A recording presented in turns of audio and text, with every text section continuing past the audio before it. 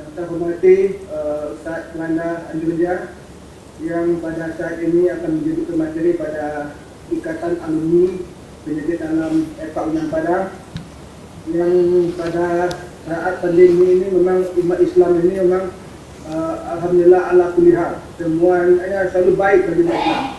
Walaupun pandemi kita bisa melakukan kajian dengan Ustaz Melanda yang dalam kesibukannya beliau bisa memberikan pencerahan kepada kita. Kemudian salam dan salawat kepada Nabi Muhammad SAW. Allah wa malaikatahu yusalluna ala nabi ya ayyuhalladzina amanu sallu alaihi wa sallimu taslima. Bapak Ibu, Bapak Ketua Alumni yang saya cintai, Bapak Dr. Koli, nanti saya mintakan sedikit kata sambutan kedua. Kemudian adab-adab dalam Zoom meeting ini kita mohonkan kepada kita semua untuk yang akhwat untuk menaktifkan videonya. Kemudian kita akan mencatat apa yang Ustaz tadi sampaikan. Kemudian nanti host akan mencoba mute yang tidak host. Kemudian untuk pertanyaan-pertanyaan yang diajukan bisa disampaikan dalam kolom chat, nanti akan dibacakan oleh tim daripada moderator. Baik Bapak Ibu semua, karena waktu berjalan mulai, saya minta kepada Pak Dr. Koli memberikan sedikit sambutan. Pak Dr. Koli adalah Ketua Ikatan Alumni Tahunan Padang. Silakan Pak Eka. Baik, terima kasih Pak Dr. Masrul, Tulis Masjid Lantam, Tulis Masjid Dalam dan Gantul. Assalamualaikum warahmatullahi wabarakatuh. Waalaikumsalam warahmatullahi wabarakatuh. Asyhadu an la ilaha illallah wa asyhadu anna Muhammadar Rasulullah. Syukur kepada Allah Subhanahu wa taala, salawat dan salam kepada Nabi besar Muhammad sallallahu alaihi wasallam. Yang saya hormati Al-Ustaz Dr. Firanda yang sudah berkenan memberikan penyajian pada kita pada malam hari yang berbahagia ini. Yang saya hormati Adinda Dr. Masrul yang telah menginisiasi terlaksananya acara kita pada malam hari ini. Yang saya hormati, saya lihat tadi ada Prof. Safil, beberapa guru besar, para senior. Saya lihat juga ada Dr. Muhammad Sukri tadi, ya, dan sejawat lain yang saya tidak bisa sebutkan satu persatu. Alhamdulillah, puji syukur kita ucapkan kepada Allah Subhanahu wa taala telah dibukakan hati Dr. Masrul untuk mengajak kita seminggu 2 minggu yang lalu rasanya ber-WA dengan saya. Kemudian saya katakan saya menerima dengan senang hati sekali kemajuan-kemajuan hal-hal pendalaman-pendalaman yang akan kita lakukan dalam bidang agama, tidak lagi dalam bidang dunia kedokteran. Dan Dr. Masrul juga sudah menyiapkan segala sesuatunya. Dan pada kesempatan hari ini, terima kasih yang sebesar-besarnya Ustadz telah berkenan bersama kita. Dan ini adalah perdana untuk alumni penyakit dalam ini Pak Ustadz. Masya Allah.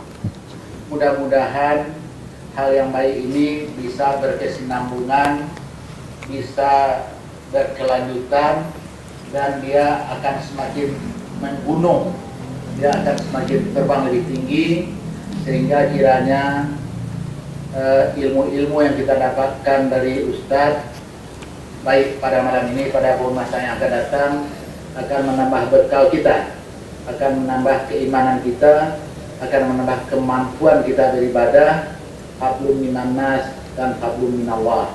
Saya kira terima kasih banyak kepada para panitia, juga saya lihat ada panitia kecil yang telah mempersiapkan acara ini yang sebaik-baiknya. Sekali lagi, marilah kita nikmati, marilah kita renungkan, marilah kita pahami dengan baik pengajian-pengajian yang disampaikan oleh Al-Ustadz yang sebentar lagi akan kita laksanakan. Terima kasih. Wabillahi taufiq wal hidayah. Assalamualaikum warahmatullahi wabarakatuh. Waalaikumsalam warahmatullahi wabarakatuh. Terima kasih Bapak Ketua Alumni. Bapak Ibu semuanya, saya hormati yang saya cintai dalam Allah. kita memang memberikan topik yang sangat bagus untuk kita, yang akan kita tentu akan lalui nanti beliau menghisap, yaitu orang-orang yang dapat tanggungan di dalam beliau menghisap. Kalau kita saja di padang ini nggak kuat panas, apalagi lagi di tengah masak, kita ada orang-orang yang nanti akan diberikan mereka oleh Ustaz. Orang-orang ternyata ada orang yang dapat tanggungan. Jadi itu waktu kita serahkan pada Ustaz untuk memberikan pencerahan. Silakan Ustaz. Terima kasih kepada para dokter sekalian, para guru. Assalamualaikum warahmatullahi wabarakatuh.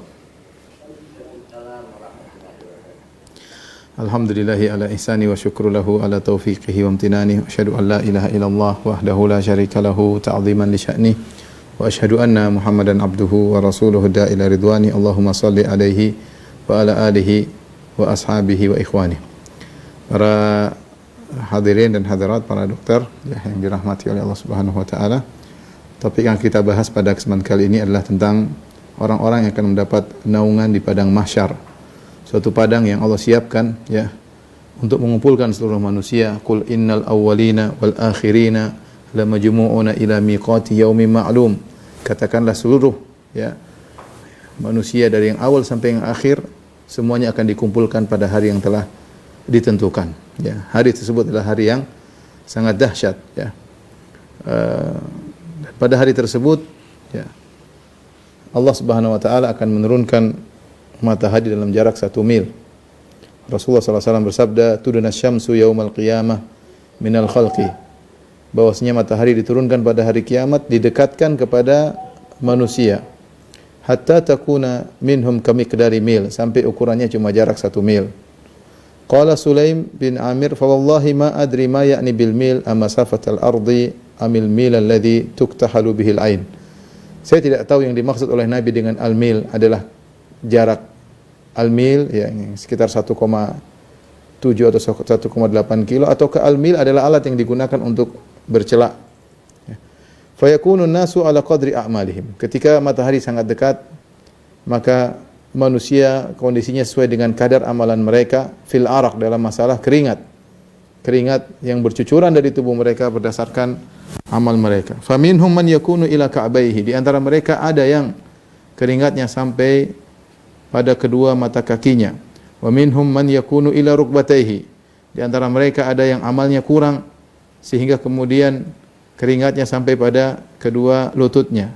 Wa minhum man yakunu ila haqawai, dan di antaranya ada yang keringatnya sampai pada pinggangnya.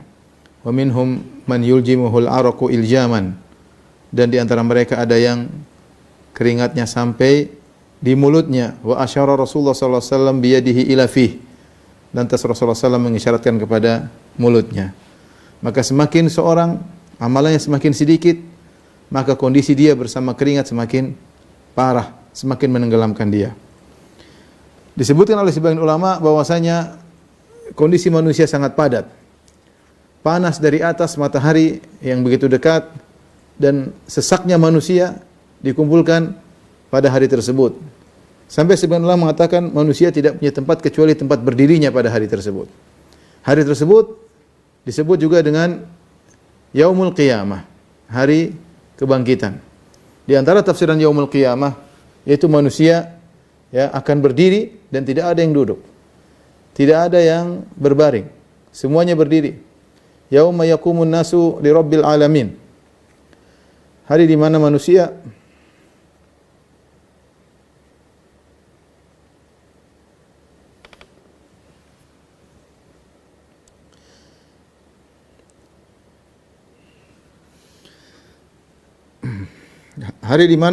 akan berdiri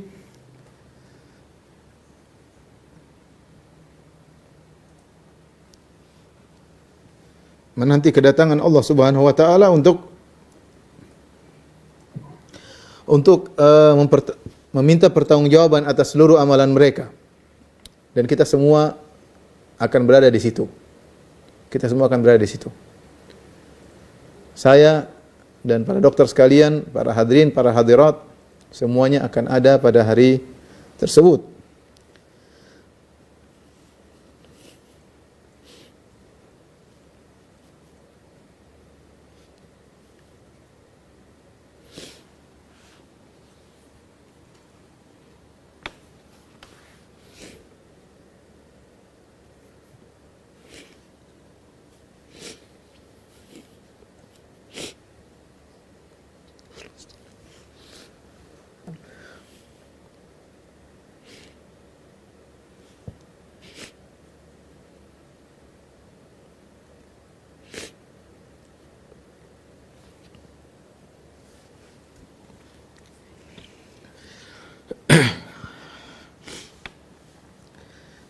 Ikhwan dan akhwat yang dirahmati Allah Subhanahu wa taala,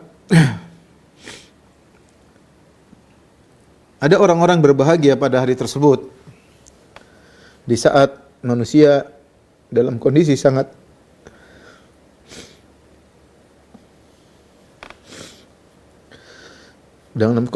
kepanasan dari arah atas, demikian juga mereka yang sesak, panas dengan keringat yang bercucuran, dengan dempet-dempet. Ada orang-orang yang bahagia di mana mereka dinaungi oleh naungan Allah Subhanahu wa taala. Nabi menyampaikan dalam hadisnya, hadis yang diriwayatkan oleh Abu Hurairah radhiyallahu anhu. Anin Nabi sallallahu alaihi wasallam qala,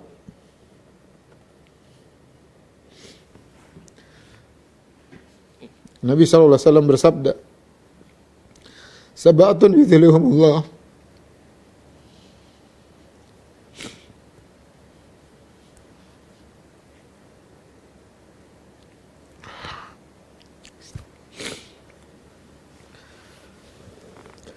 tujuh golongan yang Allah naungi pada hari di mana tidak ada naungan kecuali naungan Allah Subhanahu wa taala."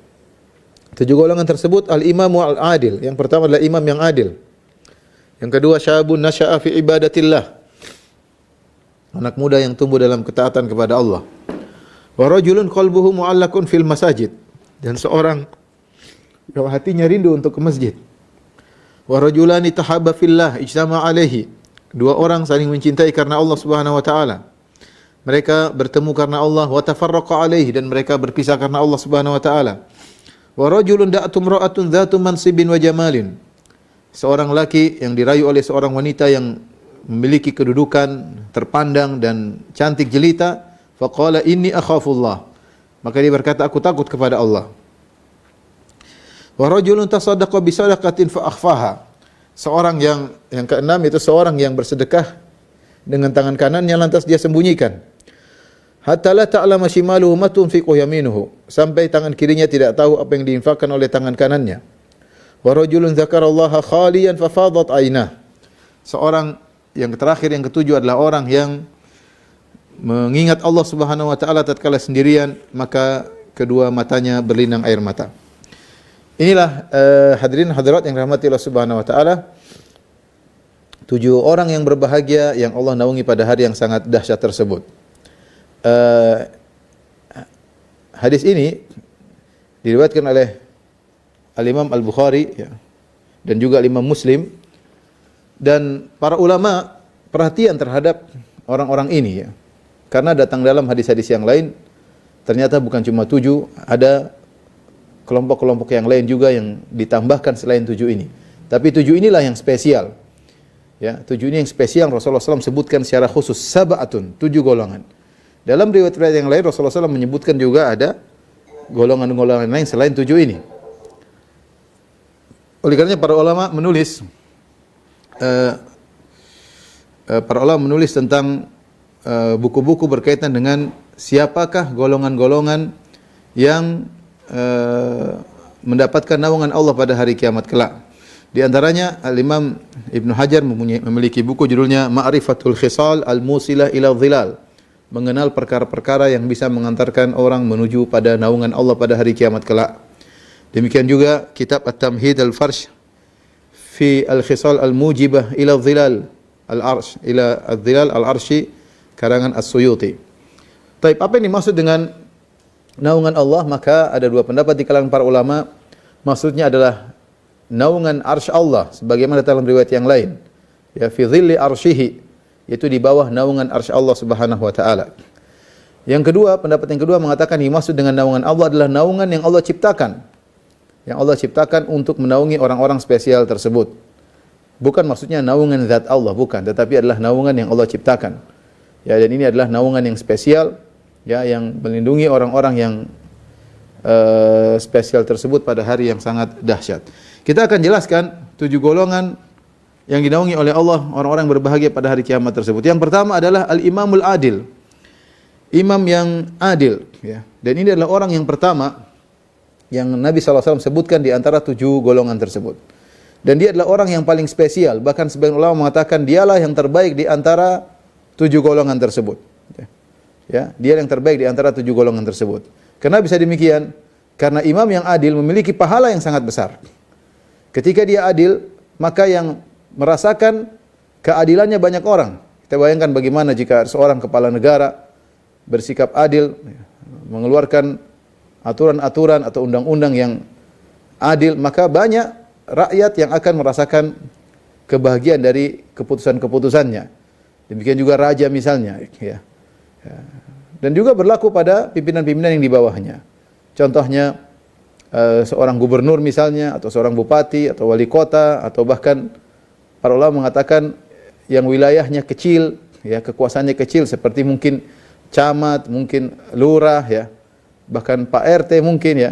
Intinya semakin dia memiliki wilayah yang luas dan dia semakin adil, maka dia adalah orang yang paling berbahagia pada hari tersebut.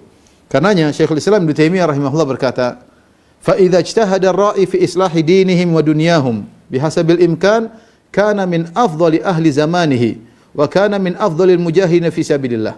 Jika seorang penguasa bersungguh-sungguh berijtihad untuk memperbaiki agama masyarakat, memperbaiki agama masyarakat, wa dunyahum, dan juga memperbaiki dunia mereka. Jadi dia bersungguh-sungguh bagaimana rakyat ini agamanya baik dan bagaimana ekonomi mereka baik, dunia mereka juga baik, bihasabil imkan, semaksimal dia yang mungkin bisa dia lakukan. Tidak harus berhasil, yang penting dia berusaha dengan semaksimal mungkin. Yang Allah berikan dia kemampuan untuk melakukan demikian, ya, semaksimal mungkin. Bihasabil imkan kana min afdhali ahli zamanihi, maka dia orang terbaik di zamannya. Orang terbaik di zamannya. Wa kana min afdhalil mujahidin, dan dia adalah mujahid terbaik di zamannya. Fi sabilillah, di jalan Allah Subhanahu wa taala.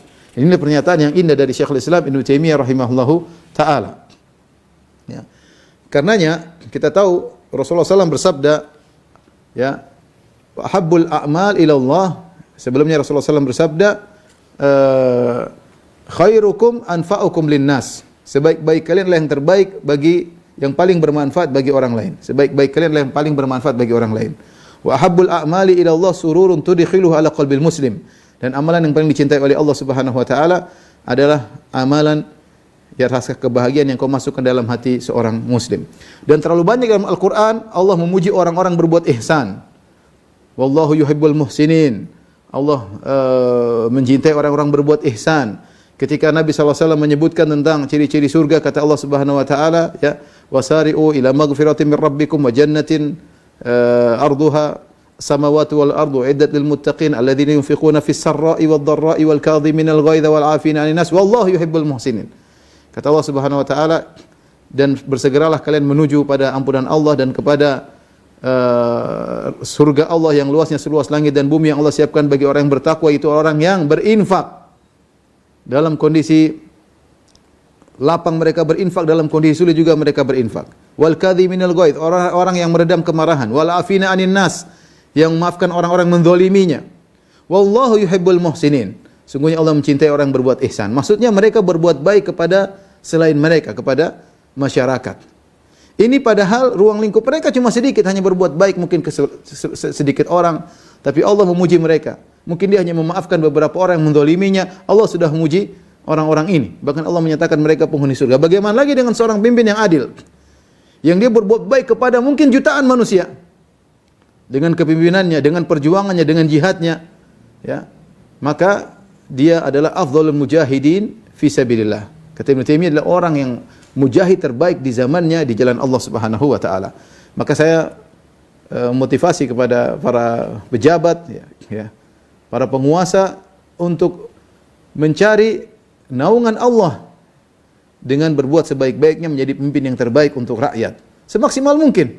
Semaksimal mungkin. Berusaha, berijtihad, berdoa kepada Allah agar dimudahkan untuk bisa memberi pelayanan kepada masyarakat dengan sebaik-baiknya, ya. Oleh karenanya, ketika seorang, justru sebaliknya, seorang penguasa yang berbuat zalim kepada masyarakat, maka dia akan binasa pada hari kiamat kelak. Kalau ada orang mencuri, satu orang, paling dia mencuri, yang menurut dia pada hari kiamat orang yang dia curi tersebut. Ya, kalau dia mukul orang, mungkin mukul 3 orang, 5 orang itu akan nuntut dia pada hari kiamat. Perkaranya sepele, dia berhadapan dengan 5 orang, itu pun sudah berat. Bagaimana kalau dia menzalimi sampai ratusan ribu orang? Bagaimana kalau dia menzalimi jutaan orang? Dia akan binasa pada hari kiamat kelak. Yang nuntut dia sangat banyak. Dia akan binasa pada hari tersebut. Allah mengatakan, Anal Malik, aina mulukul ard? Aku adalah raja, Malik Yaumiddin, raja penguasa hari pembalasan. Mana raja-raja dunia? Kalau mereka berbuat zalim, mereka akan binasa, tapi kalau mereka adil, mereka adalah orang yang terbaik, ya. Bahkan 7 golongan. Yang terbaik adalah golongan yang pertama ini, imam yang adil. Tadi sudah kita sebutkan, Al-Hafidz Ibnu Hajar rahimahullah dalam Fathul Bari menyebutkan bahwasanya cakupan kepemimpinan tidak harus raja atau penguasa. Terkadang dalam cakupan kecil masing-masing berjuang dengan kekuasaan yang dia miliki, wilayah yang dia kuasai. Makanya mencakup juga gubernur, bupati, wali kota, lurah dan selanjutnya. Rasulullah SAW bersabda, Innal muqsitina indallahi ala manabir min nur. Sungguhnya orang yang berbuat adil di sisi Allah pada hari kiamat akan berada di atas mimbar-mimbar yang terbuat dari cahaya. Kemudian Rasulullah SAW menjelaskan siapa mereka orang-orang adil ini yang akan dimuliakan di atas mimbar-mimbar yang Allah buat dari cahaya. Mereka dimuliakan, dilihat oleh orang, dijadikan tersohor oleh Allah Subhanahu wa taala pada hari kiamat. Alladzina ya'diluna fi hukmihim, yaitu orang-orang yang adil dalam keputusan-keputusan mereka. Wa ahlihim, berbuat adil kepada keluarga mereka, wa mawulu, dan berbuat adil kepada perkara yang mereka apa saja yang ada di bawah urusan mereka. Jadi ini golongan pertama yang dimuliakan oleh Allah, dinaungi oleh Allah pada hari kiamat. Di saat orang-orang dalam kondisi sedang kepanasan, di bawah terik yang sangat panas, maka dia dalam kondisi tentram, teduh, karena berada di bawah naungan spesial, bukan naungan sembarangan, naungan Allah Subhanahu wa taala. Yang naungan yang Allah ciptakan untuk menjadikan dia teduh pada hari tersebut. Golongan yang kedua yang mulia pada hari tersebut, yang juga dinaungi oleh Allah Subhanahu wa taala, syabun nasya'a bi ibadatillah, yaitu pemuda yang tumbuh dalam beribadah kepada Allah Subhanahu wa taala. Dipilih kata pemuda karena berat bagi seorang pemuda untuk bisa istiqamah, untuk bisa taat kepada Allah. Ya, zaman dahulu sulit, apalagi zaman sekarang. Yang kita tahu bahwasanya sekarang zaman di mana semua maksiat mudah diakses. Kalau zaman dahulu orang bersendirian dalam kamar, maka dia akan selamat. Dia akan selamat. Asal dia tidak keluar rumah, dia selamat. Tapi zaman sekarang, ya, dia dalam rumah dia bisa melakukan justru lebih parah daripada kalau dia di luar rumah. Tatkala dia bersendirian, selama gadget masih ada di tangannya, ya, maka dia bisa berfantasi, dia bisa berkelana kemana saja yang dia kehendaki. Oleh karenanya, jika ada seorang pemuda yang ternyata di zaman yang penuh fitnah seperti ini, kemudian dia bertakwa kepada Allah Subhanahu wa taala, ya, yang harusnya wajar jika dia berhura-hura, jika dia berfoya-foya sebagaimana pemuda-pemuda yang lainnya. Wajar, namanya masih muda, masih remaja, saatnya bersenang-senang, saatnya berjalan-jalan sana kemari, ya. Ya, biasa anak muda. Tapi ternyata dia memilih jalan yang lain. Dia memilih bertakwa kepada Allah Subhanahu wa taala, dia meninggalkan, ya, kenikmatan-kenikmatan dunia untuk bertakwa kepada Allah. Banyak hal yang mungkin bisa dia kerjakan tapi dia tinggalkan, sehingga dia rajin ke masjid, sehingga dia rajin baca Al-Qur'an, sehingga dia rajin ikut pengajian, sehingga dia fokus berbakti kepada orang tuanya. Maka ini adalah seorang yang istimewa, ya, pemuda yang istimewa. Makanya Allah sebutkan dalam Al-Qur'an sekelompok pemuda contohnya seperti Ashabul Kahfi. Ashabul Kahfi yang jumlahnya 7 orang, ya. Kata Allah Subhanahu wa taala, "Innahum fityatun amanu." Mereka adalah anak pemuda, adalah 7 orang pemuda yang beriman, ya. Fityah kata Allah Subhanahu wa taala, anak muda. Bayangkan mereka hidup di suatu zaman yang seluruh negeri dalam kondisi kufur kepada Allah, seluruhnya. Cuma mereka ber-7, dan mereka disebut dalam sejarah adalah anak-anak pejabat, mereka anak-anak penguasa, sehingga mereka harus menanggalkan kemewahan yang biasa mereka pakai demi untuk mentauhidkan Allah Subhanahu wa taala. Karena mereka ditekan, akhirnya Allah mengatakan fa'wu ilal kahfi, pergilah kalian ke goa untuk sembunyi, meninggalkan segala kemewahan dunia, ya, karena mereka akan ditangkap, akan dibunuh. Mereka kabur. Mereka anak muda. Oleh karenanya ketika Al-Imam Ibnu Katsir rahimahullah mengomentari ayat ini, beliau menyebutkan bahwasanya ketika Nabi SAW berdakwah, yang banyak beriman adalah anak muda. Makanya Allah juga sebutkan tentang kisah Nabi Yusuf alaihissalam yang digoda oleh Zulaikha dan dia masih muda. Dan dia masih muda, yang di mana syahwatnya bergelora, yang di mana lagi rasa keingintahuannya besar. Namanya anak muda, ingin mencoba. Justru Nabi Yusuf alaihissalam di saat masih muda tersebut digoda oleh wanita sangat cantik Zulaikha dan dia bisa selamat. Ya. Oleh karenanya, kalau ada anak muda di zaman sekarang kemudian taat kepada Allah, menundukkan pandangan, ya, tidak asal sembarang berbicara dengan wanita, ya, berbakti kepada orang tua, saya bilang dia adalah wali di antara wali-wali Allah Subhanahu wa taala. Wali di antara wali-wali Allah Subhanahu wa taala, ya. Inilah kelompok yang berbahagia yang dia di masa mudanya seperti ini, bertakwa kepada Allah Subhanahu wa taala, tidak sebagaimana pemuda yang biasanya yang berhura-hura, yang menghabiskan waktu berjalan sana kemari tanpa ada manfaat dan faedah. Alhamdulillah kita bahagia sekarang, banyak anak muda, ya, yang mulai berhijrah, kenal ngaji, alhamdulillah, ya. Dan semoga Bapak juga, para dokter juga pernah muda, mudah-mudahan waktu mudanya juga luar biasa. Semoga kita semua termasuk dari golongan ini, ya. Amin ya rabbal alamin. Kemudian yang ketiga,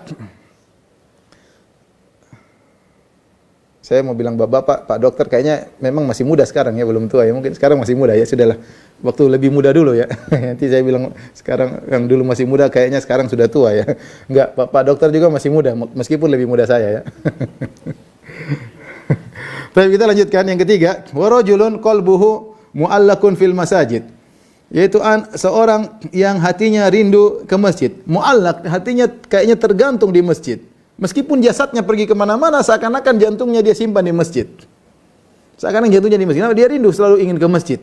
Kalau bukan karena ada kewajiban-kewajiban yang lain, dia akan terus ke masjid. Tapi kita tahu manusia diciptakan ya, makhluk sosial dan punya interaksi, punya tanggung jawab yang banyak. Maka harus keluar mencari nafkah, mungkin keluar untuk ilmu, mungkin harus banyak pekerjaan, mungkin harus berbakti kepada orang tua.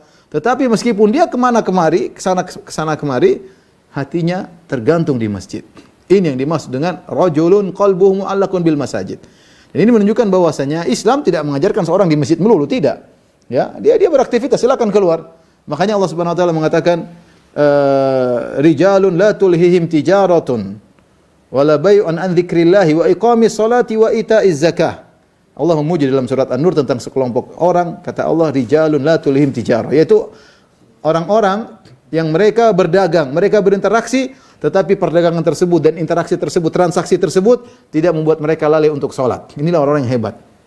Allah tidak sedang berbicara orang yang di masjid melulu, tidak, tapi yang mereka bekerja tapi mereka tidak lalai untuk bisa beribadah kepada Allah Subhanahu wa taala. Ini maksud dari hadis ini, seorang yang rindu ke masjid, sehingga kalau dia melangkahkan kaki ke masjid bukan karena malas, bukan karena terpaksa, bukan karena aduh, ini masjid wajib, kalau enggak saya berdosa. Enggak, tapi dia memang ringan, kakinya ringan, langkah menuju ke masjid. Dia pergi ke masjid dengan berseri-seri hatinya. Bukan terpaksa. Aduh, seandainya hujan dia senang banget, hujan, wah enggak ke masjid. Alhamdulillah, hujan senang. Ya, karena ada uzur tidak ke masjid. Bukan seperti itu, tapi dia memang rindu ke masjid. Ya, ingin ke masjid, hatinya selalu ingin ke masjid. Ya, kita bisa menilai diri kita. Kalau selama ini hati kita memang rindu ke masjid, solat kayaknya kurang sreg, kecuali ini bicara laki-laki, tentang laki-laki. Kalau solat rasanya kurang sreg kalau tidak di masjid, maka mudah-mudahan termasuk dari golongan ini. Ya. Taib yang keempat, para dokter yang mati Allah Subhanahu wa taala, rajulani tahabba fillah ijtama alaihi wa tafarraqa alaihi. Dua orang yang saling mencintai karena Allah. Mereka bertemu karena Allah dan mereka berpisah karena Allah. Sebagian ulama mengatakan saling mencintai karena Allah, berpisah karena Allah. Ini amalan yang paling termudah di antara 7 amalan tersebut. Ya. Imam yang adil tidak gampang, super sulit. Ya. Kemudian anak muda, kemudian taat kepada Allah bukan gampang, sulit, godaan banyak. Yang berikutnya hati selalu rindu ke masjid juga tidak mudah. Banyak perkara dunia yang buat kita kalau bisa enggak usah ke masjid. Betapa banyak orang lagi transaksi kemudian ada azan, dia merasa azan mengganggu dia. Dia lagi rapat, dia merasa azan mengganggu dia merasa terganggu. Ya. Kalau bisa dia jamak salat, dia jamak salat. Dia merasa terganggu ya. Tidak gampang. Kemudian yang kelima, seorang lelaki digoda oleh perempuan cantik jelita, kemudian kaya raya, Kemudian dia bilang saya takut kepada Allah, lebih sulit lagi. Yang keenam, seorang yang bersedekah kemudian dia sembunyikan amalan solehnya sampai orang-orang tidak ada yang tahu. Yang ketujuh adalah orang yang bersendirian kemudian menangis karena Allah Subhanahu wa taala. Ini semua amalan sulit, yang paling mudah ini kata sebagian ulama. Di antara rahmat Allah, Allah menjadikan salah satu amalan yang mudah dilakukan, tetapi termasuk dari orang yang dinaungi oleh Allah Subhanahu wa taala. Siapa? Dua orang saling mencintai karena Allah, bertemu karena Allah, berpisah karena Allah Subhanahu wa taala. Itu dia, dan ini mudah. Ketemu kawan, kita berteman dengan dia, bukan karena dia pejabat, bukan karena dia orang kaya, tidak, tapi kita sama-sama ngaji. Sama-sama ngaji, sama-sama mikirin dakwah, ya, sama-sama nyambung bicara masalah agama, sama-sama risau tentang bagaimana Islam, bagaimana perkembangan Islam di tanah air, ya, bagaimana bisa mencerdaskan umat Islam, ya, bagaimana bisa, ya, memikirkan bagaimana, ya, apa namanya, akhirat, sama-sama berorientasinya adalah akhirat. Ini teman-teman seperti ini, ya, kalau kita dapatkan, pegang erat-erat. Tidak mudah kita mencari persahabatan karena Allah Subhanahu wa taala. Kalau persahabatan karena dunia banyak. Persahabatan karena sama-sama hobi banyak. Sama-sama hobi bola jadi sahabat. Ya, sama-sama suka yang menonton bioskop, ya, sama suka ke diskotik ada sahabatnya banyak, ya. Sahabat karena sama-sama profesi juga banyak. Sama-sama petani, sama-sama pekebun, sama-sama peternak, misalnya sama-sama dokter, sama-sama pedagang, ya, bisa, ya. Tapi yang Rasulullah bicarakan bukan ini. Rasulullah yang bicara adalah persahabatan karena Allah Subhanahu wa taala. Persahabatan karena dunia adalah hal yang wajar, yang para sahabat dahulu mereka sudah mengenal sebelum datang Muhammad sallallahu alaihi wasallam. Mereka yang bersahabat karena sama-sama tinggal satu kota, karena sama-sama satu kabilah, karena sama-sama tinggal di Madinah misalnya, sama-sama pedagang, mereka bersahabat. Tapi tiba-tiba datang Muhammad sallallahu alaihi wasallam mengajarkan suatu persahabatan yang baru, persahabatan karena Allah. Ini yang mereka baru dengar, ada persahabatan karena Allah Subhanahu wa taala. Ciri-cirinya dia bersahabat bukan karena dunia. Nah, persahabatan yang karena Allah ini, ya, jika terjadi permasalahan, tidak mudah retak, tidak mudah berpisah. Ya, dia tahu bahwasanya temannya tidaklah sempurna, sebagaimana dirinya tidak sempurna.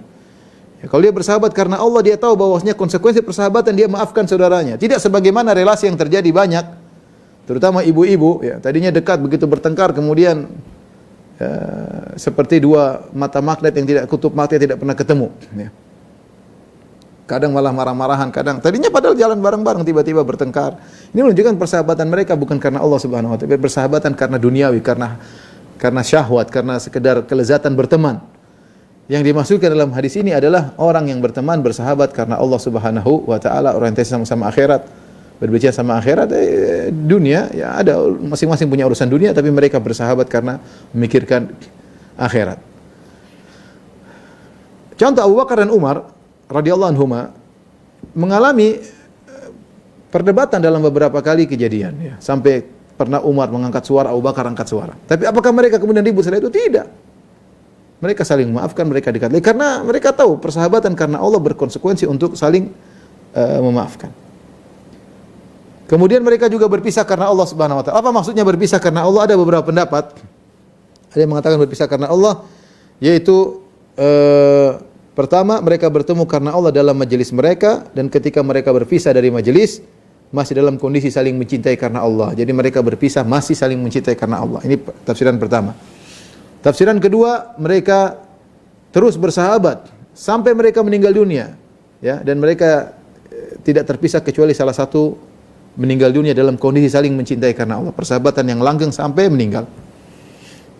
Yang ketiga, berpisah karena Allah dengan tafsiran satunya ternyata mulai menyimpang, ya, punya pemikiran yang menyimpang atau menyeru kepada kemaksiatan, maka dia harus berpisah. Tidak bisa kita lanjutkan lagi persahabatan kita karena engkau melakukan kemungkaran, dan saya tidak mungkin bersahabat dengan orang yang selalu melakukan kemungkaran. Maka dia berpisah karena Allah Subhanahu wa taala. Ini salah satu tafsiran. Tafsiran yang berikutnya, yang keempat, maksudnya berpisah karena Allah itu masing-masing harus punya ibadah tersendiri. Dia ketemu, bersahabat, bercengkerama, asik kita ngobrol sama kawan, tapi ada saatnya saya harus pulang. Kalau kita ngobrol terus, kapan kau baca Quran, kapan saya baca Quran, kapan kau sholat malam, kapan saya sholat malam, ya, kapan kau bisa berbakti sama orang tua kalau kita ngobrol terus.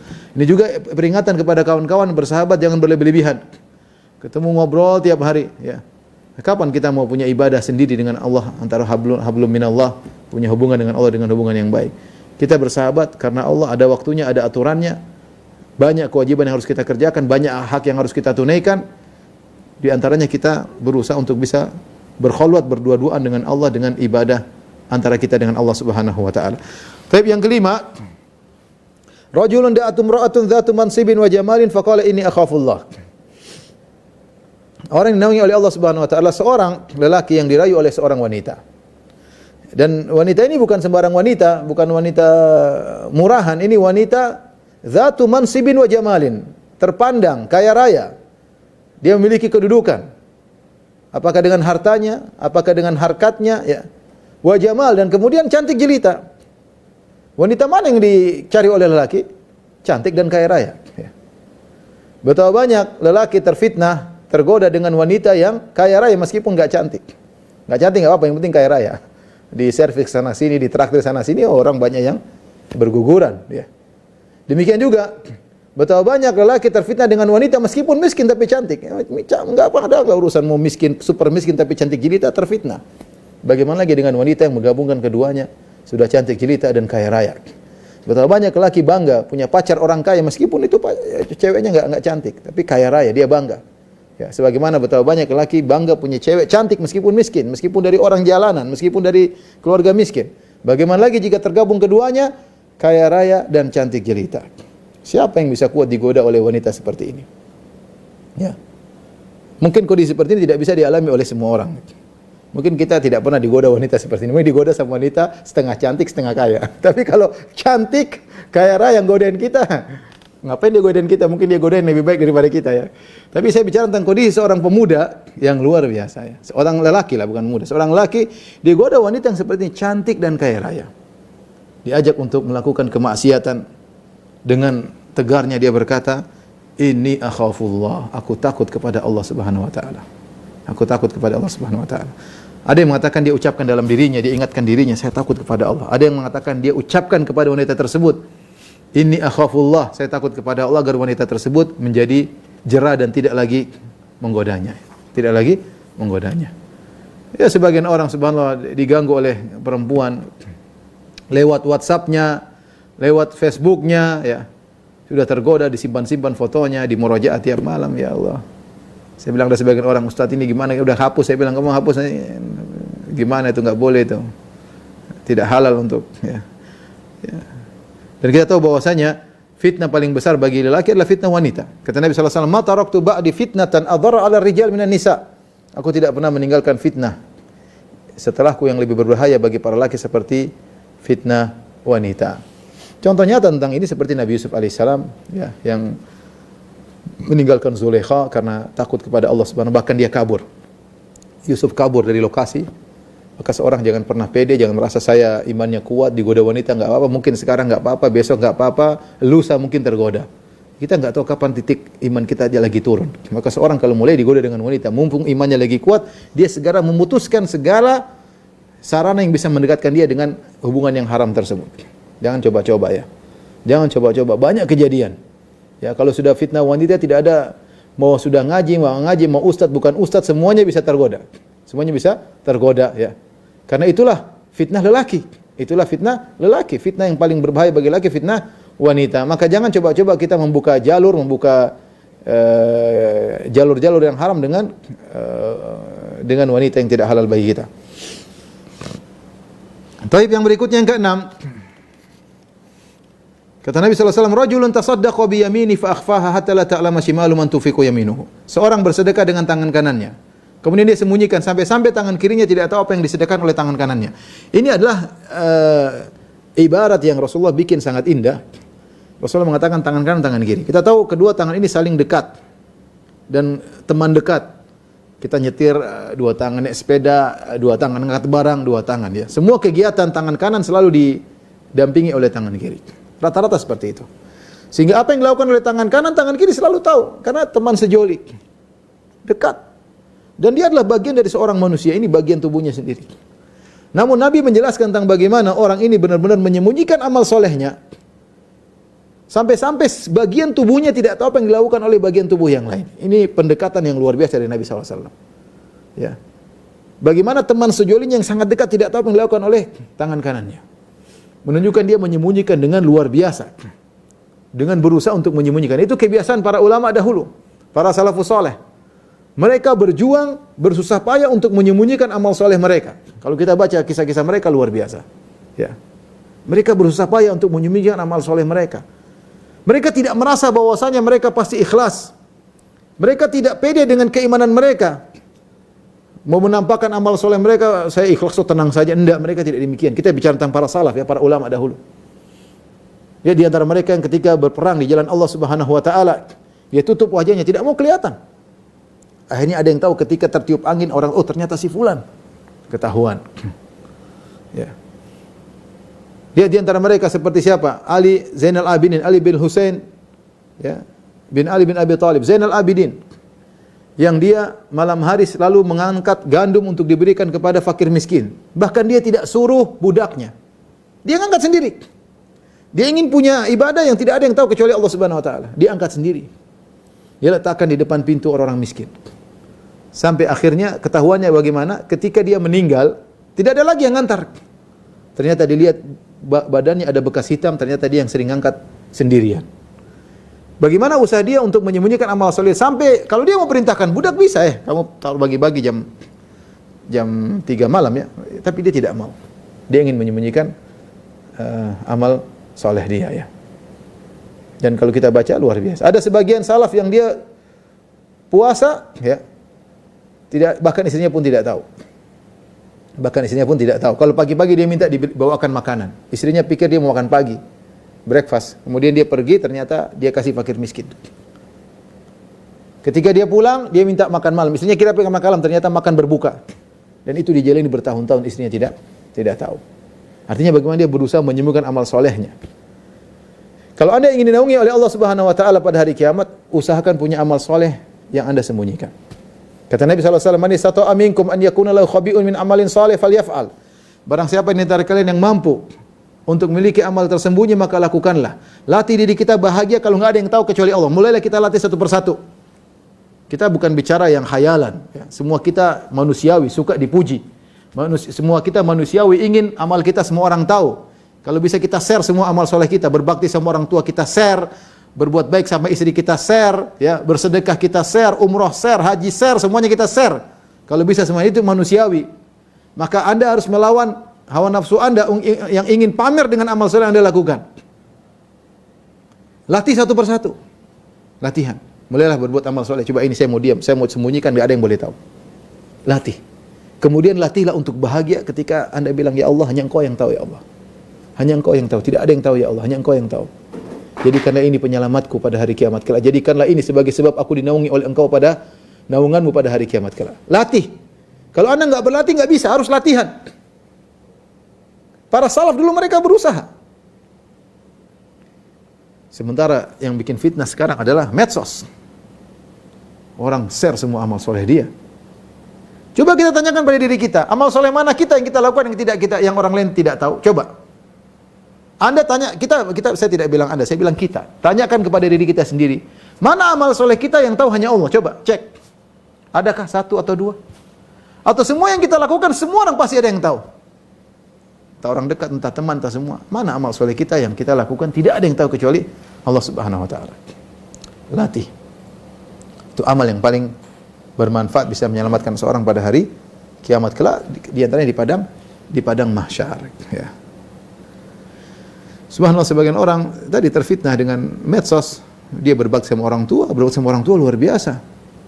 Kemudian dia share, alhamdulillah pagi hari ini saya telah menemani ibu saya telah inilah, saya telah, ya, kita tidak nuduh orang, ya. Kita bilang, jagal amal solehmu. Kalau kau sembunyikan lebih baik daripada kau share. Kalau kau sembunyikan, pintu riya sulit untuk masuk kepada engkau, ya, untuk kau masuki. Ya, setan bingung menggodamu.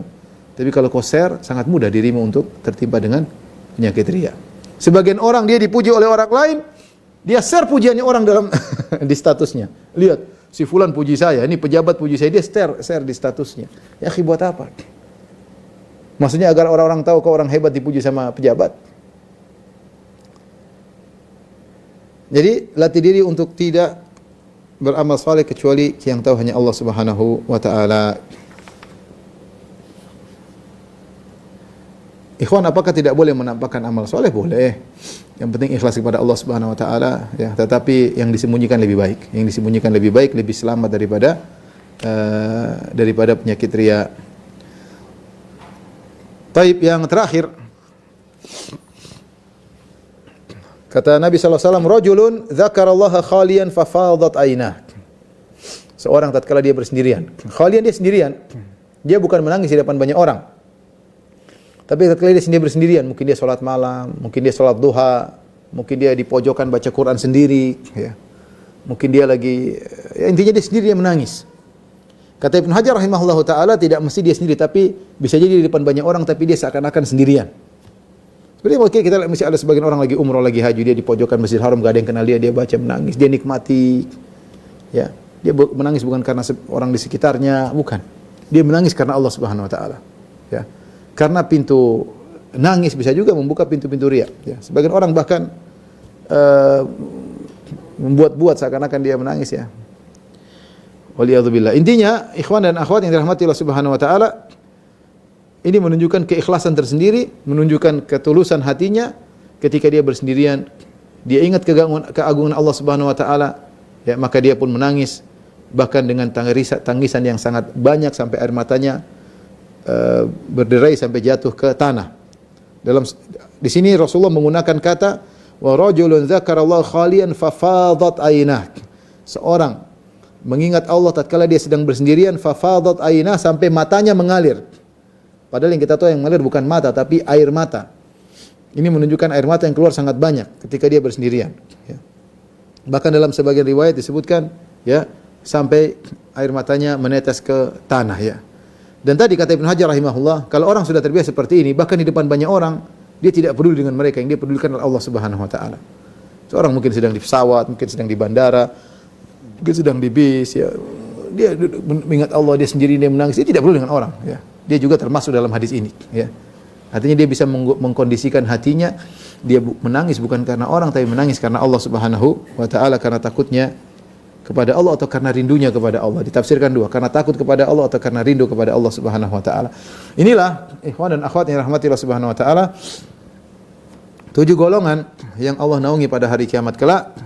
Ada catatan, beberapa catatan yang harus diketahui. Yang pertama, ketika Nabi SAW menyebutkan dalam hadis ini rajulun, lelaki, kata para ulama tidak ada mafhumnya, artinya masuk dalamnya juga wanita. Oleh karenanya kalau ada wanita yang memiliki misalnya dia mudirah, misalnya kepala sekolah untuk sekolah wanita, kemudian dia adil, dia juga masuk dalam hadis ini. Contohnya juga wanita muda yang di masa muda kemudian dia taat kepada Allah, maka juga masuk dalam hadis ini. Contohnya juga 2 wanita yang saling berteman karena Allah, berpisah karena Allah, juga masuk dalam hadis ini. Kemudian berkaitan dengan masjid memang sulit, karena asalnya wanita lebih baik di rumah daripada di masjid. Salatnya di rumah lebih afdal daripada salatnya di masjid. Tapi kata Syekh Utsaimin rahimahullah, seandainya kita bawakan maknanya lebih luas, artinya kalau lelaki rindu ke masjid, wanita ini rindu untuk salat. Dan wanita yang rindu untuk salat kelihatan, dia salat dengan menikmati salat tersebut. Dia salat dengan menikmati, dia salat qobliyah, dia salat kemudian dia salat ba'diyah, dia nikmati salat tersebut. Dia tunggu-tunggu kapan waktu duha untuk dia salat. Dia tunggu-tunggu kapan meskipun tidak ke masjid. Syekh Utsaimin membawakan mungkin maksudnya kalau wanita seperti ini rindu untuk segera melaksanakan salat. Tidak seperti sebagian wanita, sebagian ibu-ibu yang salatnya sangat cepat, tapi ketika kalau sudah lihat medsos sangat lama, ya. Kalau sudah di hadapan Instagram, di hadapan Facebook, Masya Allah betah. Tapi kalau sholat pengen cepat-cepat. Bahkan Assalamualaikum langsung buka Instagram. Dia tidak menikmati sholat tersebut. Maka bukan dari golongan 7 ini. Kemudian demikian juga wanita yang digoda oleh laki tampan dan kaya raya. Kemudian dia berkata, saya takut kepada Allah. Ya, ini juga masuk dalam golongan ini. Demikian juga wanita yang bersedekah. Dan dia diam-diam, dia sembunyikan sedekahnya sampai tidak ada yang tahu kecuali Allah Subhanahu wa ta'ala. Kemudian juga wanita yang bersendirian, dia ingat Allah, kemudian dia pun menangis karena Allah Subhanahu wa ta'ala, karena takut kepada Allah atau karena rindu kepada Allah Subhanahu wa ta'ala. Catatan berikutnya, lafal 7 tidak juga memberikan mafhum, artinya tidak terbatas pada 7 tersebut. Ya, para ulama menyebutkan ada amalan-amalan lain yang juga menunjukkan pelakunya dinaungi oleh Allah pada hari kiamat kelak. Di antaranya Ibnu Hajar dalam Fathul Bari menyebutkan ada amalan-amalan lain yang dihimpun dalam suatu bait syair.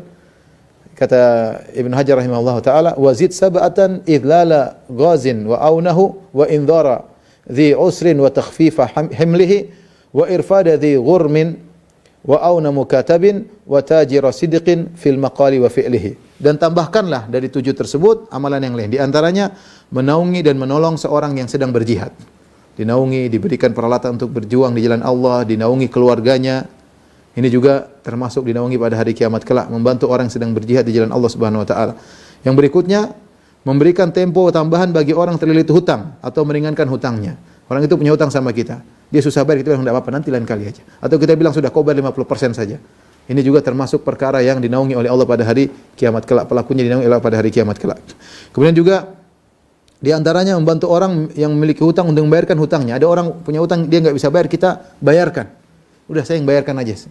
Kalau bisa semuanya alhamdulillah, kalau enggak sebagiannya. Makanya kata Nabi sallallahu alaihi wasallam, wa ahabbul a'mali ila Allah sururun tudkhilu ala qalbi muslim. Amalan yang paling dicintai oleh Allah adalah rasa bahagia yang kau berikan kepada hati seorang muslim. Di antaranya au taqdi anhu dainan, atau kau lunaskan hutang-hutangnya. Ya, dulu kita punya kawan dekat, kita tahu orang itu bertakwa kepada Allah, dia sudah berusaha semaksimal mungkin, ternyata tidak mampu, kita lunaskan hutangnya. Kalau memang kita mampu, kalau enggak separohnya, semampu kita. Ya. Kemudian di antaranya juga adalah membantu seorang budak mukatab. Mukatab adalah di zaman dahulu ada seorang budak yang dia bikin perjanjian sama tuannya, sama pemiliknya, majikannya. Dia bilang, "Tuan, saya adalah milik kamu, tapi saya ingin beli diri saya. Kau hargai saya berapa?" Maka misalnya tuannya bilang, "Kau boleh bebas dengan bayar 1000 dinar." Maka dia bekerja. Dia cari uang 1000 dinar, kemudian dia serahkan kepada majikannya, maka dia bebas. Nah, di antara amalan yang buat seorang bisa dinaungi pada hari kiamat kelak, dibayarkan. Dia berapa utang muslim 500 dinar, dibayarin agar dia merdeka. Ini juga membuat pelakunya dinaungi oleh Allah pada hari kiamat kelak. Kemudian di antaranya seorang pedagang yang jujur dalam perkataan perbuatannya. Ini pedagang yang jujur sangat sulit, ya. Zaman sekarang. Ya. Sangat sulit, ya. Saya katakan juga termasuk para dokter. Ya, mohon maaf para dokter, ya. Terutama amanah kepada pasien, ya. Hati-hati dalam masalah memberi obat, ya. Kalau ada obat yang bagus, kasih yang bagus. Jangan pilihkan obat yang mahal yang kita ambil keuntungan, sementara ada obat yang lebih baik daripada itu. Ya, hati-hati, ya. Kita harus amanah sama pasien, ya. Karena memang banyak yang waspada saja, saya tidak ini, tapi waspada saja. Kita berusaha amanah, jujur kepada pasien, itu pintu kita untuk dinaungi oleh Allah pada hari kiamat kelak. Kalau memang ada obat yang baik, lebih murah, suruh beli yang murah aja. Ya. Kalau memang sama, enggak apa-apa. Kalau sama memang kualitasnya, harganya mirip-mirip, enggak ada masalah. Kita kerjasama dengan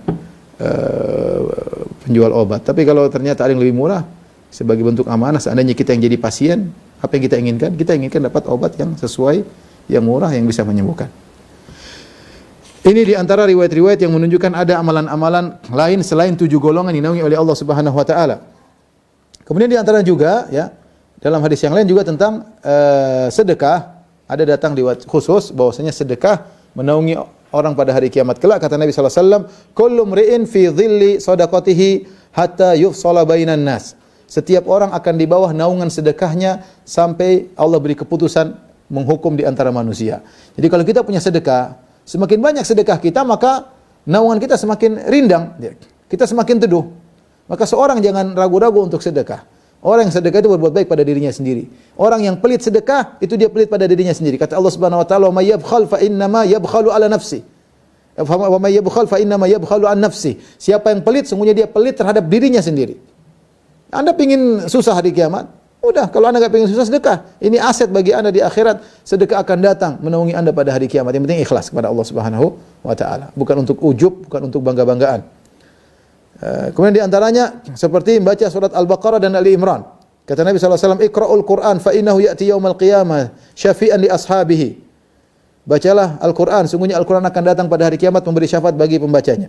Iqra'u Zahrawain, Al-Baqarah wa surat Ali Imran. Bacalah dua surat Zahrawain, yaitu surat Al-Baqarah, surat Al-Imran. Fa innahuma ta'tiyani yaumal qiyamati ka'annahuma ghamamatan aw ka'annahuma ghayayatan aw ka'annahuma firqani min tayrin sawaf tuhajjani an ashabiha.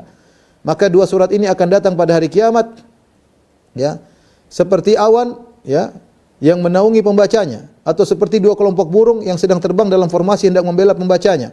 Ya, jadi akan menjadi naungan pada hari kiamat kelak, ya.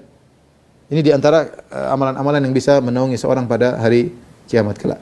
Ini saja yang bisa sampaikan para dokter-dokter yang dirahmati oleh Allah Subhanahu wa taala. Semoga di antara amalan tersebut ya, kalau kita bisa masuk di banyak golongan itu lebih baik. Kalau tidak, paling tidak ada satu yang bisa kita masuki, kita seriusin, kita fokus sehingga kita termasuk dari golongan tersebut. Karena hari tersebut kita semua butuh dengan naungan. Semua harta akan kita tinggalkan, kita akan meninggal dunia, ya. Orang yang dibangkit pada hari kiamat akan semua atribut, kemudian jabatan akan dia tanggalkan, yang bisa menyelamatkan dia hanyalah amal solehnya. Wallahu taala a'lam bishawab.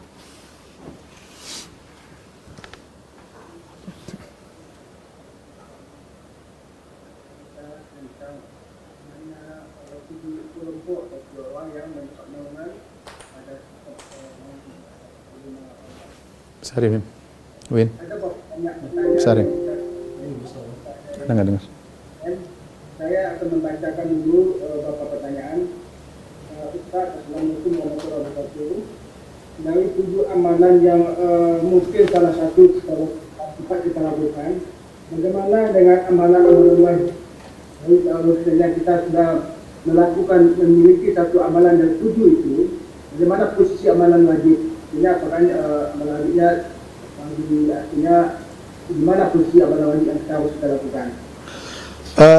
Tentunya amalan-amalan wajib harus kita lakukan semuanya. Ini adalah amalan-amalan yang lebih spesifik ya. Tentunya bukan berarti ada orang bersahabat karena Allah, berpisah karena Allah tapi dia enggak sholat. Tentunya enggak benar seperti itu ya. Dia bersahabat karena Allah, berpisah karena tapi dia enggak puasa misalnya. Tidak, tapi ini maksudnya seorang sudah melaksanakan yang wajib-wajib, kemudian dia tambah yang wajib-wajibnya dengan amalan-amalan spesial yang Rasulullah SAW sebutkan. Ya, jadi tentunya beramal dengan amal-amalan ini sertai dengan tidak meninggalkan kewajiban. Itu maksudnya. Bukan beramal fokus dengan 7 ini kemudian meninggalkan kewajiban. Tentu tidak demikian. Wallahu a'lam bishawab. Jawapan yang jelas. Kemudian kedua, bagaimana caranya melunakkan hati ini sehingga kita mudah menangis saat kita berkhulwat dengan Allah, saat kita membaca ayat-ayat yang menyentuh kita tentang azab, tentang neraka, kita mudah tersentuh. Bagaimana caranya menunjukkan hati yang lembut ini, Ustaz? Saya juga susah seperti itu ya. Maksud saya itu pertanyaan yang sulit ya. Tapi kalau perkataan para ulama, penjelasan ulama yaitu ya seorang berusaha untuk sering berkhulwat antara dia dengan Allah, sering melakukan ibadah bersendirian. Di antaranya salat malam, baca Quran antara dia dengan Allah, tidak ada yang lihat ya. Sehingga ketika itu benar-benar niatnya fokus karena Allah Subhanahu wa taala, maka mudah-mudahan Allah mudahkan dia melembutkan hatinya. Dan jangan lupa berdoa ya, agar Allah melembutkan hatinya ya. Allahumma inni a'udzubika min qalbin la yakhsha ya. Allahumma inni a'udzubika min qalbin la yakhsha. Ya Allah, aku berlindung kepada Engkau dari hati yang tidak khusyuk. Hati yang tidak khusyuk. Dan tentunya menjauhi kemaksiatan ini yang sulit, yang kita semua sulit melakukannya. Karena hati ini adalah wadah, dan dia punya corong, dia punya sumber, mata, mulut, dan telinga. Apa yang kita lihat akan terekspresikan ke hati kita. Apa yang kita dengar akan tersimpan di hati kita, dan apa yang sering kita bicarakan akan tersimpan dalam hati kita. Tergantung, oleh karenanya kalau kita sering melihat yang salah, atau sering mendengar yang salah, atau berbicara yang salah, maka itulah isi hati kita. Sehingga ketika mau khusyuk sulit, dia menjadi keras.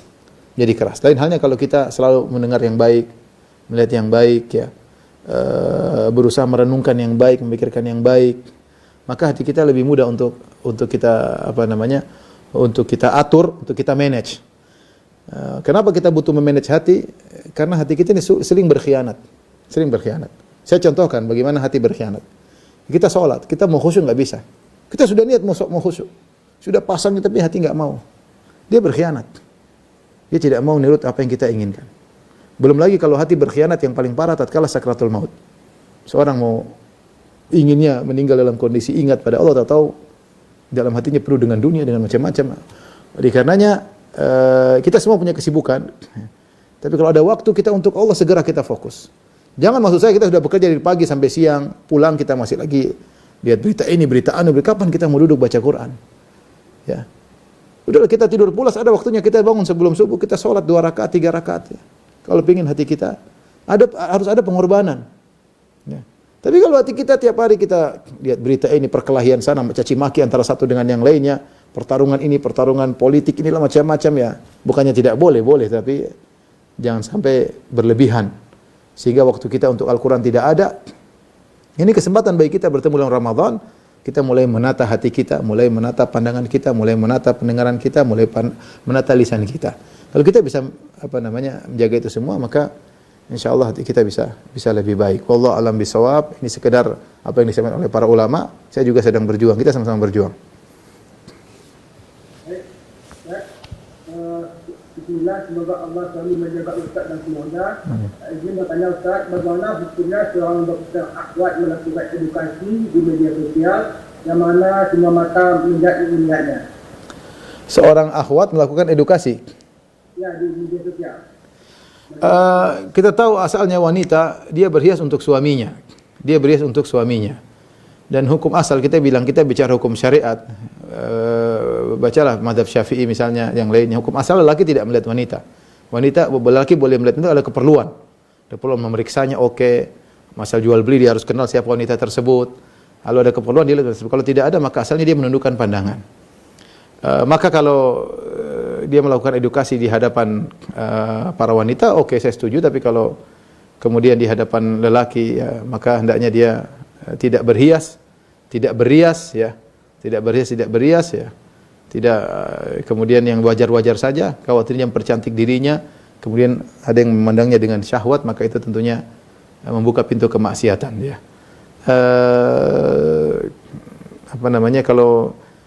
Kalau bisa tidak harus tampil itu lebih baik bagi wanita. Wanita yang terbaik di rumah, tidak sering keluar, itu yang terbaik. Hukum asal wanita, kata Allah, waqarna fi buyutikunna, hendaknya di rumah-rumah kalian. Tapi kalau ada keperluan di luar tidak jadi masalah. Seperti perawat yang harus merawat wanita, ada dokter wanita, oke. Tapi kalau bisa dia kalaupun harus edukasi karena ini perkara yang sangat penting, maka tadi jangan berias wajahnya. Wallahu a'lam bishawab. Baik, Ustaz, ini ada yang satu saya selingi dengan raise. Silakan. Taufiq yang langsung kita silakan. Baik, Ustaz. Assalamualaikum. Assalamualaikum, Ustaz. Terima kasih atas penjelasannya. Bertanya, Ustaz, pertama, ya dengan kita banyaknya dosa yang kita lakukan, pertama kadang-kadang kita gimana, Ustaz, ya? Sudah bertaubat, tapi merasa tidak pede loh, Ustaz, ya. Minder kita mengadu sama Allah dengan kondisi kita seperti itu.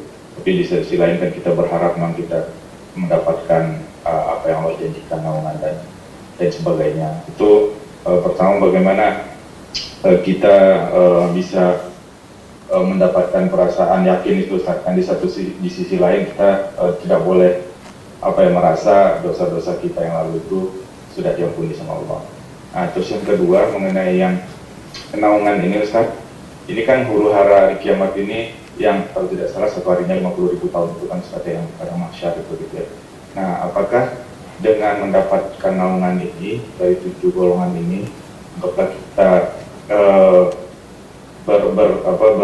berkonsentrasi fokus misalnya dalam beberapa amalan yang disebutkan dalam 7 tadi itu, nah itu golongan-golongan tersebut benar-benar mendapatkan keamanan dalam 50.000 tahun itu, Ustaz. Jadi tidak mendapatkan yang tenggelam dalam keringat dan sebagainya yang huru hara dalam 50.000 tahun itu, Ustaz. Mohon penjelasannya, Ustaz. Adapun yang pertama, kita melakukan dosa, kita bertobat, berdosa lagi, saya rasa demikianlah. Banyak di antara kita seperti itu, karena memang demikian manusia, sebagaimana kata Allah, innakum tukhti'una bil-laili wan-nahar. Kalian senantiasa melakukan dosa di siang hari dan malam hari. Dan Nabi berkata, kullu bani Adam khata', seluruh anak Adam khata'. Khata' itu sifat mubalaghah, itu selalu melakukan kesalahan. Tetapi kata Nabi, wa khairul khata'ina at-tawwabun. Yang terbaik adalah orang yang sering bertobat. Maka apapun yang kita lakukan, selalu bertobat. Jangan pernah malu untuk bertobat. Kita harus yakin bahwasanya Allah Subhanahu wa taala sangat sayang kepada kita, ya. Buktinya banyak, kita diberi kebahagiaan, kita diberi kesehatan, kita diberi ngaji, kita masih ketemu Ramadan, kita masih bisa baca Quran. Mudah-mudahan kita maksudnya disegerakan bertemu dengan bulan Ramadan. Allah sayang sama kita, lebih sayang daripada ibu kita terhadap kita ya. Kata Nabi SAW, "Allahu arhamu bi ibadihi min hadhi bi waladihi." Allah lebih sayang kepada hamba-hambanya daripada seorang ibu terhadap anaknya. Kita husnudzon kepada Allah Subhanahu wa taala. Kalau ada seorang anak nakal, ya mungkin ibunya marah, mungkin ibunya menjewernya, tapi kalau dia kembali ibunya senang. Ya, ibunya akan mendekapnya, sayang kepada dia. Dan Allah lebih sayang daripada orang tua kita kepada kita ya. Oleh karenanya seorang ketika dia berdosa segera kembali bertobat kepada Allah. Memang seorang tidak bisa memastikan tobatnya diterima atau tidak, tapi paling tidak dia mengulang-ulangi pintu tobat. Dia selalu mengetuk pintu tersebut. Jangan pernah malas. Makanya orang yang paling beruntung yang paling banyak beristighfar. Tuba liman wajada fi sahifati istighfaran katsiran. Sungguh beruntung orang yang paling banyak mendapatkan dalam catatan amalnya banyak istighfar. Dia selalu mengetuk pintu tersebut.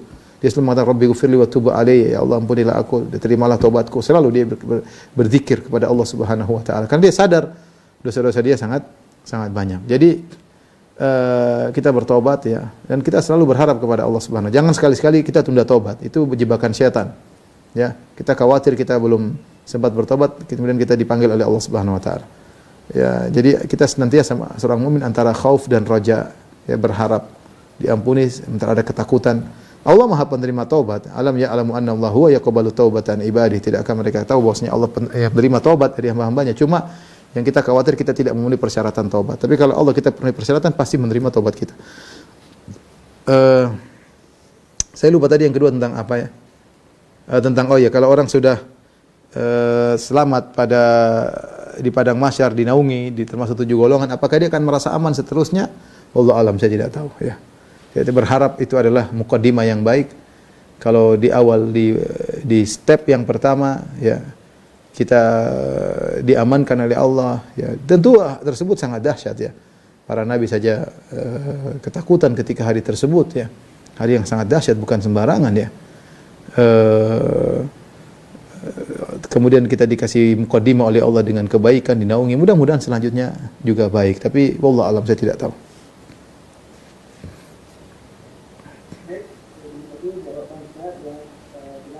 Win. Satu lagi pertanyaan Ustaz. Apakah kita nanti di Bongkar itu mempunyai tubuh jasmani? Mempunyai apa? Tubuh jasmani, fisik. Ya. Ya, apakah di Bongkar ini kita punya tubuh seperti tubuh di dunia ini? Oh, punya tubuh ya. Kita ketika dibangkitkan, tubuh kita berbeda ya. Kata Allah, walaqad alimtumun nasy'atal ula.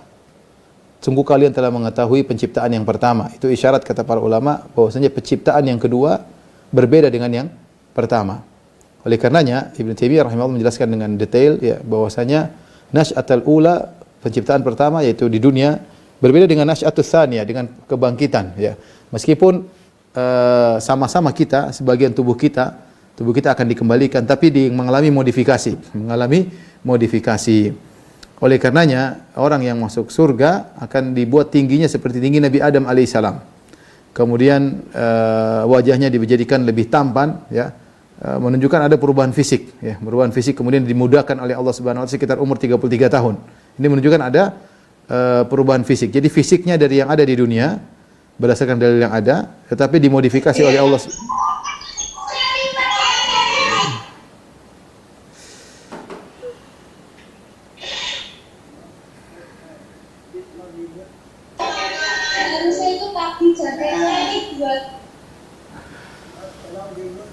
Tetapi dimodifikasi oleh Allah Subhanahu wa taala jasad tersebut. Sebagaimana penghuni surga dimodifikasi, demikian juga penghuni neraka. Maka kita dapati penghuni neraka tubuhnya dimodifikasi. Kita di dunia sekarang tidak bisa melihat malaikat, tidak bisa melihat syaitan. Ya. Matahari kita enggak bisa. Tapi ketika di hari kiamat malaikat bisa terlihat. Itu berarti tubuh kita dimodifikasi. Penghuni neraka jahanam kuat, ya. Dibakar, disiksa enggak mati-mati.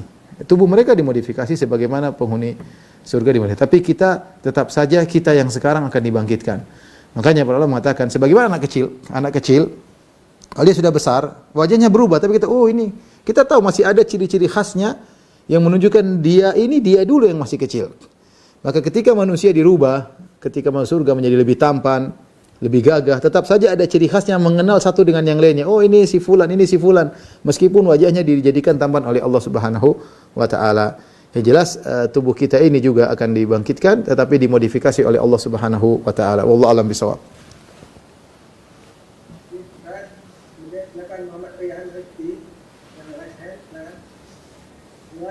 yang pendek ringkas.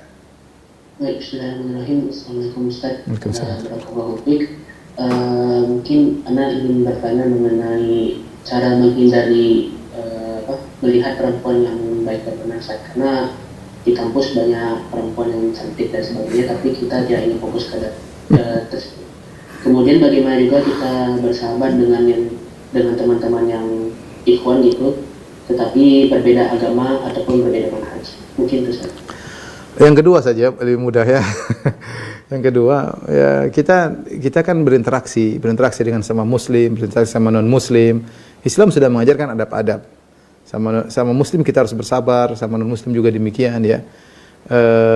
Tentu ada adab-adabnya karena Rasulullah mengatakan bahwasanya seorang yang alladzi khalaqan nas wa yasbir ala adahum, seorang yang bercampur interaksi dengan masyarakat dan dia bersabar dengan gangguan mereka lebih Allah sukai daripada orang yang meninggalkan mereka, menyendiri. Ya, makanya dalam Islam diajarkan amalan-amalan yang menunjukkan adanya interaksi sosial seperti sholat berjamaah, sholat Jumat. Memang kita harus berinteraksi. Kaum muslimin harus saling membantu di antara mereka. Nah, kita sadar bahwasanya orang-orang punya akhlak yang berbeda-beda. Kita jangan memaksakan orang-orang sesuai dengan keinginan kita. Saya maunya orang semuanya pemaaf, saya ingin maunya semua orang tidak ada yang pelit, enggak bisa. Orang punya akhlak masing-masing. Kita yang pandai-pandai membawa diri. Kita harus sudah menyiapkan diri kita bertemu dengan orang dengan akhlaknya berbeda. Mungkin kalau kita misalnya kita tidak pelit tapi dapati orang pelit kita jengkel. Ya sudah, itu jangan jengkel sama dia. Mau nyuruh dia tidak pelit tidak gampang ya.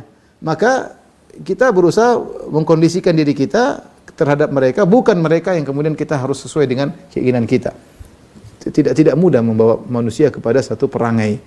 Oleh karenanya sabar ya, kita di situ latihan, saya bilang latihan. Mumpung masih kuliah, ketemu dengan berbagai macam orang, kita pandai berusaha membawa diri, gimana bisa berinteraksi dengan mereka. Nanti kalau kita lebih jauh lagi dalam perdagangan, dalam pekerjaan, berumah tangga, kita harus pandai membawa diri. Bagaimana berhadapan dengan istri, dengan anak-anak, dengan sepupu-sepupu, dengan ipar-ipar, itu perlu latihan ya dengan berinteraksi dengan banyak orang ya. Adapun yang pertama mengenai bagaimana tidak melihat wanita cantik ya, wallahu alam, kalau di sana masuk di sarangnya ya tundukkan pandangan itu saja. Tundukkan pandangan. Berdoa kepada Allah agar dimudahkan ya. Allahul musta'an.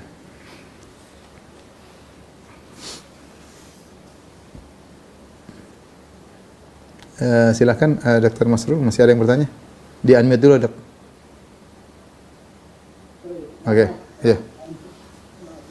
Assalamualaikum warahmatullahi wabarakatuh. Waalaikumsalam. Apakah Islam pemimpin yang termasuk mendapat naungan dia besar di sini termasuk kepala rumah tangga atau suami? Kalau iya, bagaimanakah pemimpin yang ada dalam rumah tangga Ustaz? Seperti tadi saya sebutkan bahwasanya hadis dibawa oleh Ibnu Hajar wa ahlihim, itu seorang adil terhadap keluarganya ya. Jadi memang berbeda, misalnya kita bicara tentang kepala negara dengan kepala rumah tangga, memang tentu tingkatnya berbeda, tapi sama-sama masuk dalam pemimpin yang adil. Masing-masing ada poin atau ada nilai yang Allah berikan. Tapi mereka bisa masuk dari golongan ini, golongan pemimpin yang adil, di antaranya pemimpin rumah tangga yang adil ya. Yang adil artinya dia bagaimana bisa mensikapi istrinya dengan baik, anak-anaknya dengan baik ya. Tidak mendolimi mereka. Namanya adil itu artinya meletakkan suatu pada tempatnya. Meletakkan suatu pada tempatnya, tidak berbuat zalim kepada istrinya, tidak berbuat zalim kepada anak. Demikian juga wanita tidak berbuat zalim kepada suaminya dan anak-anaknya. Wallahu a'lam bishawab. Satu lagi boleh, Dok? Oke, baik. Masalah sedekah ya, Ustaz. Ini sedekah yang kadang kita harus share untuk admin ya. Apa ini termasuk dalam kriteria tidak menyembunyikan sedekah? Kadang-kadang kita bersedekah pada satu kelompok, satu komunitas, kemudian kita harus konfirmasi kepada adminnya, sehingga admin mengetahui ini penyumbangnya dari Pak Nasrul sekian, jadi bagaimana yang Ustaz? Ya, berarti ketahuan ya. Tapi beda yang tahu satu orang yang tahu banyak orang, tentu berbeda. Allah Maha tahu, kita sudah berusaha menyembunyikan. Tapi kita hanya ingin memastikan bahwasanya sampai atau tidak. Kalau ada cara lain yang bisa membuat kita tahu sampai atau tidak, maka berusaha kita lakukan ya. Tapi tentu berbeda antara satu orang mengetahui dengan banyak orang ya. Saya berharap semoga kalau kita memang niatnya untuk menyembunyikan dan memang orang itu harus tahu karena memang kita interaksi sama dia, kita bilang nggak perlu kasih tahu orang lain ya. Mudah-mudahan masih termasuk. Tapi sebisa mungkin kita ya sama kalau kita bantu orang kan orang yang tahu. Misalnya kita bantu adik kita, ya adik kita pasti tahu lah. Itu karena keharusan begitu untuk tahu. Ya. Tetapi mudah-mudahan yang tahu seperti itu tidak tetap saja termasuk sedekah yang tersembunyi. Allah berfirman, "In tubudus shadaqati fa ni'mahi." Kalau kau sembunyikan, kalau kau nampakkan sedekah itu baik. Wa in tukhfuha wa tu'tuhal fuqara. Tapi kalau kau sembunyikan kemudian kau berikan kepada orang fakir langsung, ya. Bukan diberikan di hadapan umum, tapi datang langsung ke orang fakir. Mungkin orang fakir itu mungkin tahu kita. Tapi mudah-mudahan itu masih dianggap sebagai sedekah yang tersembunyi. Sedekah yang tersembunyi. Sebisa mungkin kita menyembunyikan, kalau memang terpaksa ada yang harus tahu, kita minimalkan yang mengetahuinya. Wallahu a'lam bishawab. Demikian saja para dokter apa yang saya sampaikan. Mohon maaf atas segala kekurangan. Semoga majelis kita ini diberkahi oleh Allah Subhanahu wa taala dan sebab agar kita diampuni dosa-dosanya oleh Allah Subhanahu wa taala. Kurang lebihnya saya mohon maaf. Wabillahi taufiq wal hidayah. Assalamualaikum warahmatullahi wabarakatuh. Waalaikumsalam warahmatullahi Kalau kita memberikan suatu asosiasi yang besar pada Ustaz dan kita